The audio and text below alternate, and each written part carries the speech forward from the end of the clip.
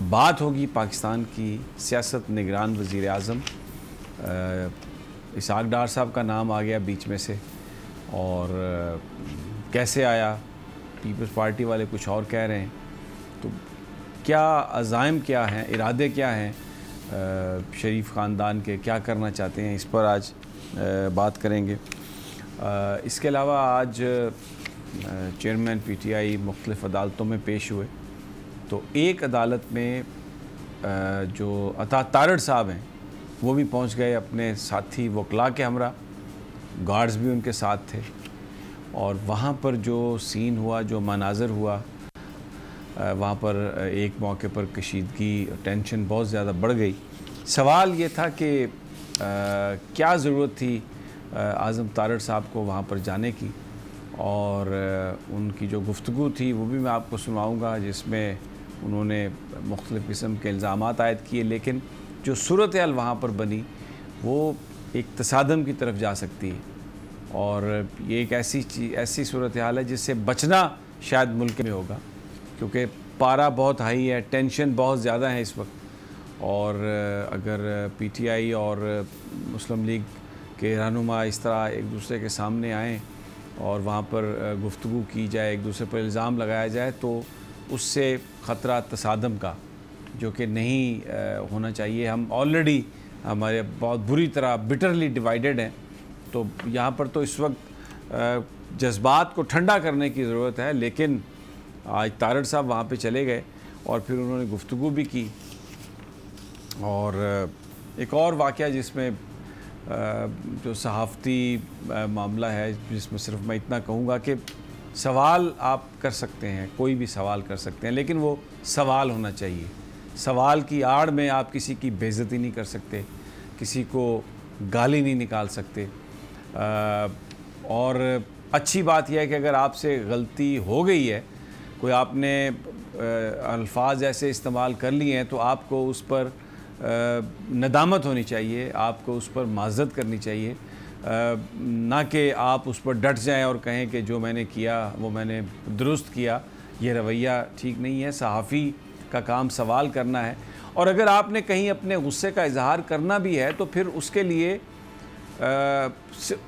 जिसके बारे में गुस्सा है उससे सामने जाके सवाल जवाब में उस गुस्से का इजहार मुनासिब नहीं है। आप कॉलम लिख लें, अपना को ब्लॉग लिख लें, वीलॉग कर लें, अपना जो भी ज़हर है आप निकाल लें, लेकिन जिसके मुताल्लिक है चीज़ उसके साथ जाके सवाल करना, उससे बात करना, और ऐसी लैंग्वेज में बात करना, इनअप्रोप्रिएट वर्ड्स का इस्तेमाल करना, ये हमारी जो सहाफ़ती अक़दार हैं ये बात उसके मुनाफी है, और इसकी कोई बंदा भी इसको टॉलरेट नहीं कर सकता।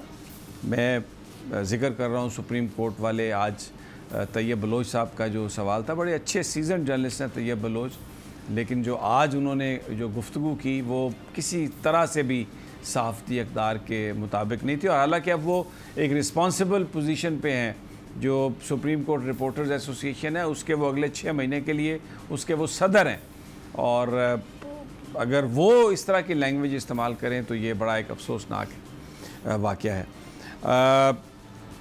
सदीक़ साजिद साहब, मैं सवाल आपसे करूँगा। आज एक तो पहले मुझे ये बड़ी हैरत हुई कि मैं जब वहाँ पर था अदालत में, मैं भी गया डिस्ट्रिक्ट कोर्ट्स में, तो पानी की एक बोतल भी फेंकी गई। अगर वो वीडियो अगर आप दिखा सकें तो अगर हमारे पास अगर प्रोड्यूसर साहब उसको चला सकें, ऊपर से फेंकी गई जब वहाँ पर PTI के जो चेयरमैन हैं उनके हवाले से जो हो रहा था, जो वो समाअत के लिए जा रहे थे, तो एक पानी की बोतल फेंकी गई ऊपर से, जो मतलब गिरी नहीं थी, बाकायदा तौर पर वो फेंकी गई। अता तारड़ साहब वहाँ पर अपने साथी वकला के हमरा मौजूद थे, और पुलिस भी थी उनके साथ, और उन्होंने जो बाद में जो गुफ्तगू की मैं वो भी आपको सुनवा देता हूँ।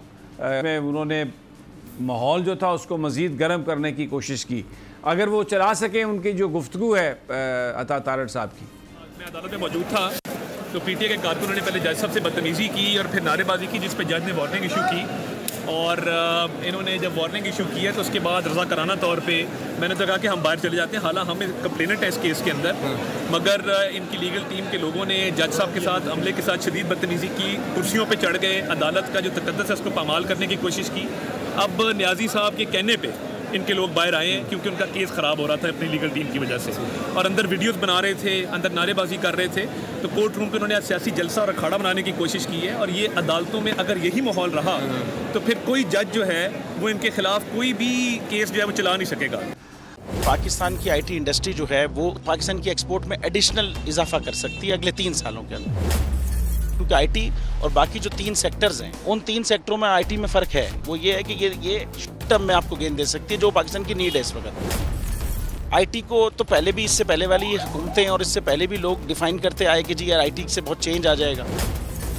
क्या वो इम्पैक्ट हुआ आईटी इंडस्ट्री के ऊपर जो हम समझते थे और चाहते थे? पाकिस्तान की आईटी एक्सपोर्ट्स इतनी हो जाएंगी कि पाकिस्तान के सारे मसले मसाइल ख़त्म हो जाएंगे? वो तो नहीं हुआ। आपकी जो पॉलिसीज़ हैं वो कॉन्फ्लिक्ट हो रहा है। क्या हमने ऐसी पॉलिसीज़ रखी हुई है कि गूगल मजबूर हो यहाँ पे ऑफिस खोलने में? पॉलिसीज़ के तहत करना होगा। वो 2 से 3 महीने 4 महीने में खुद ब खुद ऑफिस स्टार्ट करेंगे। जो आपके मुल्क का आईटी का एंटरप्रेन्योर है, $100 मिलियन तो वो बाहरी अकाउंट रोक लेता है। आप उसको मोटिवेट करके उसको पर फोकस करें, उस पर इंसेंटिव करें, वो आपको 100 आएगा तो आपका 5 टाइम्स इंक्रीज हो जाएगी फौरन। टेक्सटाइल में हम क्या करते हैं, हम उठाते हैं बाहर के किसी ब्रांड के लिए टी शर्ट यहाँ बनाते हैं, उसको दे देते हैं। लेकिन अब आईटी के बाद अगर आप अपना ब्रांड बना के लोगो वहाँ पे बेचेंगे, चाहे B2B बेचें चाहे B2C बेचें, पॉसिबल है। पाकिस्तान की जो एक्सपोर्ट में ये $30 अरब से ज़्यादा का इजाफा इससे हो जाना खाली यार। गवर्नमेंट के फंडों से इदारे बनाकर और उनके थ्रू कोई रेवोल्यूशन आ जाएगा, सवाल ही नहीं है। आपने इंतखाब सही कर लिया है, अब आगे चीज़ सही करनी है, बस आप सही डायरेक्शन में सही चीज़ होगी इंशाल्लाह। मैं समझता हूँ $50 अरब तक की आईटी एक्सपोर्ट में कंट्रीब्यूट कर सकता है पाकिस्तान। सब्सक्राइब करें और बेल दबाएं ताकि कोई खबर रह न जाए।